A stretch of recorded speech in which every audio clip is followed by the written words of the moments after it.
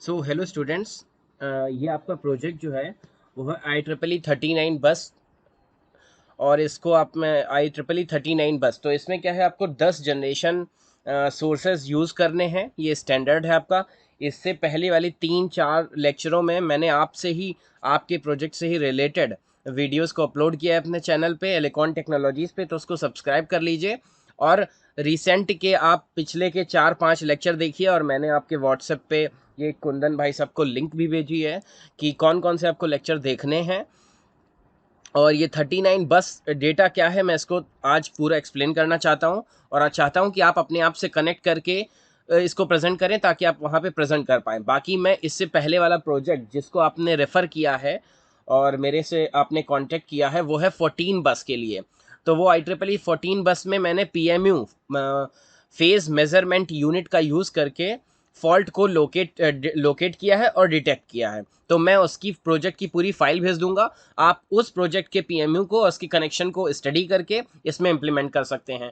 Difference उन दोनों projects का केवल इतना है कि उसमें 14 बस बार डेटा का यूज़ हुआ है। डेटा का मतलब यहाँ पे केवल आपके ये मॉड्यूल से है जो सिमिलिंक में उपलब्ध होते हैं। ठीक है, सिमिलिंक में हमारे पास क्या अवेलेबल है, इस तरीके का कुछ ब्लैक अवेलेबल है। मैं इसको अगर जूम करूं तो यहाँ पे हम कंट्रोल प्लस करते हैं। ठीक है, यहाँ पे आप डबल क्लिक करेंगे, फिर उसके बाद कंट्रोल प्लस करेंगे, तो इस तरीके से आपका सिमिलिंक का जो ये मॉडल होगा, जो ये डिज़ाइन होगा, जो ग्राफिक्स है, ये डबल क्लिक में या कंट्रोल प्लस में आपकी मैक्सिमाइज हो जाती है। फिर उसके बाद पूरे डायलॉग बॉक्स को, ये सिमिलिंक का जो आपका जो पूरा डायलॉग बॉक्स खुलेगा, या इसे कह सकते हैं एक नया विंडो आ जाएगा सिमिलिंक एप्लीकेशन का, जो मैटलैब का ही एक एप्लीकेशन है। तो इसमें आप देख रहे हैं कि ये आपके बस 1 बस 2 है ना। इस तरीके से यहाँ पे बस 1 है, बस 2 है, फिर ये बस 3 है, बस 4 है, बस 5 है, बस 6 है और बस 7 है। यहाँ पे हम बस 7 में फॉल्ट जनरेट की कोशिश करने की करेंगे, मतलब यहाँ पे हम फॉल्ट को जनरेट करेंगे। ठीक है, इसके लिए हमारे पास फॉल्ट जनरेटर होता है। फॉल्ट जनरेटर करता क्या है कि आपका एक पल्स प्रोवाइड करता है, जिसमें आपका जो 3 फेज होते हैं, भाई कोई भी पावर आपकी सप्लाई होती है वो 3 फेज पे होती है। एक होता है आपका A, B और C, अगर ABC में हम उसको नॉमिनेट करें। ठीक है, अब फॉल्ट में क्या होगा, या तो आपके जो 3 वायर हैं वो ABC तीनों जो हैं आपस में लिंक मिल जाएंगे, मतलब कि तीनों का वोल्टेज सेम होगा, मतलब तीनों की फेज एक ही टाइम पर एक ही होगी। 180 फेज है तो 180 रहेगी, 90 फेज है तो 90 रहेगी। इसको मैं और भी डायग्राम में एक्सप्लेन करना चाहूँगा। सो हेलो स्टूडेंट्स, जैसा कि मैंने अभी बताया, these are 4 generators: generator 1 in green symbols, generator 1, generator 2, and ABC are the phases coming out from these generators. These generators can be nuclear power plant, hydel plant, and other plants as solar plant. So in 39 bus data, 39 bus basically means you have 39 variation in voltages in your power supply, electrical power supply uh, architecture in your country, in your city. So these 39 buses are basically 39 types of variation of electrical supply of 3 phase, and these phases are in ABC. ABC in capital means these are coming signals, and ABC in small letters mean these are out signals, है ना।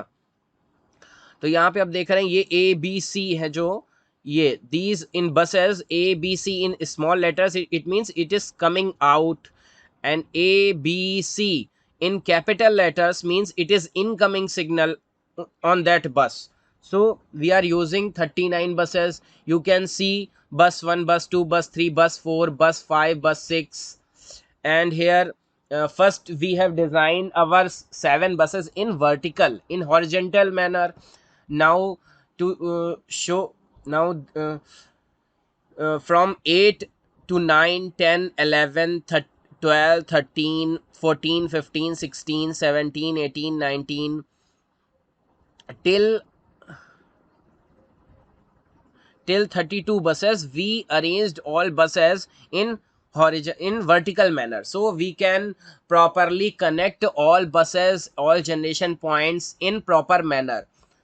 So you can see here in yellow, these are our loads which can be a proper city loads, or a mohalla load, or a building load, or a industrial load. You can see here, these are load of RLC, resistance, inductance and capacitance. RLC load 20, यहाँ पे RLC load 21. So we are using total around 27 loads. So you can count on these yellow blocks of Simulink project. These are RLC load A B C. So A B C is coming out, मतलब ये जो signal है ये इसमें से out आ रहा है कि क्या आपको प्रॉपर्टीज इस इलेक्ट्रिकल सिग्नल की मिल रही है. This block is three-phase transformer winding. So it can be a up transformer, step up transformer, or step down transformer. So, and in cyan magnetar, this is synchronous compensator. When the grid line, when the grid voltage is unstabilized, this synchronous compensator will compensate your extra overload on grid. So and these blocks are scope means you can visualize your data on these scopes in waveforms of three phases A B C.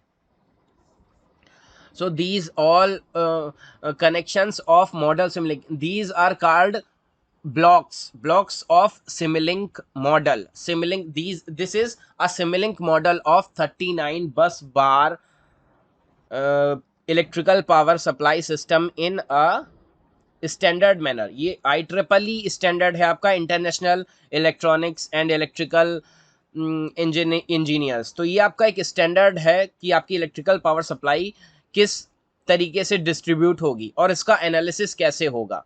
तो इस short lecture में ये आपका आज की date है आपकी 17 अप्रैल 2022. तो ये 17 अप्रैल का आपका पहला लेक्चर है, इसको आप पूरा पढ़ लीजिए.